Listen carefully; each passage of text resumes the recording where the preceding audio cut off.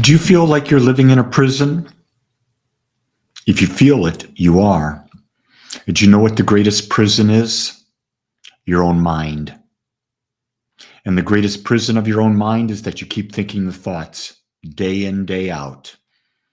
60,000 thoughts the average human has every day, and 99% or more are the same thoughts they had yesterday. Realizing that your thoughts create, do you think you're in prison? You bet you are. Anytime that we think we know something and there's nothing else for us to learn, we imprison ourselves to the thoughts that that atmosphere creates. When we open our mind to new ideas, to new thoughts, we open the door to the cell that we've created in our mind. The more new thoughts we create, the bigger the door. And pretty soon, there is no door because we're in constant awe of life. We're constantly drawing in new ideas, new thoughts. And the way we do that is with our imagination. But so often, we don't use our imagination. We follow the way things are always done. I got an example of that this morning. I was showing my wife how I do the meditation, the process of getting everything lined up, the music and all of that. I gave her the basics and she did it differently than I did. And I had to remind myself, whoa, my way's not the right way. It's a way. She got the same thing done, doing it a bit differently. Taught me a lesson.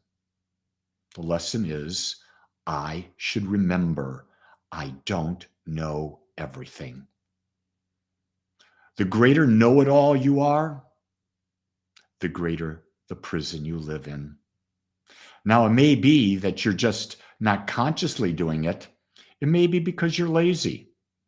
And you're lazy because you've never been challenged to think new thoughts. I'm saying to you, if you want to be free, if you want to live a life of freedom, a life of excitement, a life of adventure, you've got to think new thoughts. Otherwise, my friends, it's Groundhog Day every day. I'm going to tell you, that gets old. If you're in a relationship and you see your partner the same way every day, that gets old. You got to expand your horizons and see your partner and your relationship differently. You've got to grow by getting new thoughts. The only way we grow is when we have new information, and that means thinking outside of our box. Just think about that. Think outside of the box. The box is what? The prison. If you don't think outside of it, you're stuck in it. You've got patterns of thought that have been created over the years of your life in your subconscious mind. And those patterns are habits of thinking. You've got to do things to break those habits. One of the simplest ways is when you're driving somewhere and you've been doing the same route every day, the same way, do it a little differently every day, every other day, but do it differently. Not only will you break the pattern of thinking, but you'll discover new routes. You'll discover new things on the way, on the routes. I did that the other day, and guess what I discovered? A new restaurant I wanted to try. And when I tried it, it was exquisite. But if I hadn't tried the new route, if I hadn't formed the new idea, I would never have found the restaurant. The same thing's true. If you're single and you're looking for a partner, you've got to try new things to find that new person. You've got to ask yourself the question, what could I do differently today that might take me to a place where I'll find that person that might be my compatible partner? It's also the aspect of health. If you're seeking greater health and you keep doing the same thing you're doing right now, there's not going to be any new health.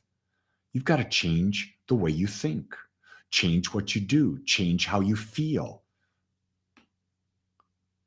Your mental atmosphere, the thoughts that you create, are the major attractors of your life experience. When you get that, man, life becomes great because you will never again pass the responsibility of your life to any other human being. And Mary, I see that you said good morning. You're new to me, so I'm grateful that you joined us today. All you others who are listening, your old friends or your new friends that just haven't checked in, I'm always open to new ideas. So if you ever have questions, write them down on the comment section. I may not get to them that day, but rest assured I will get to them because my intention is to talk about what matters most to all of us. And you may think it doesn't matter to others, but chances are it really does because we're all going through challenges. We're all going through opportunities to grow because it's what life is about. With that, my beautiful ones, take a new route today.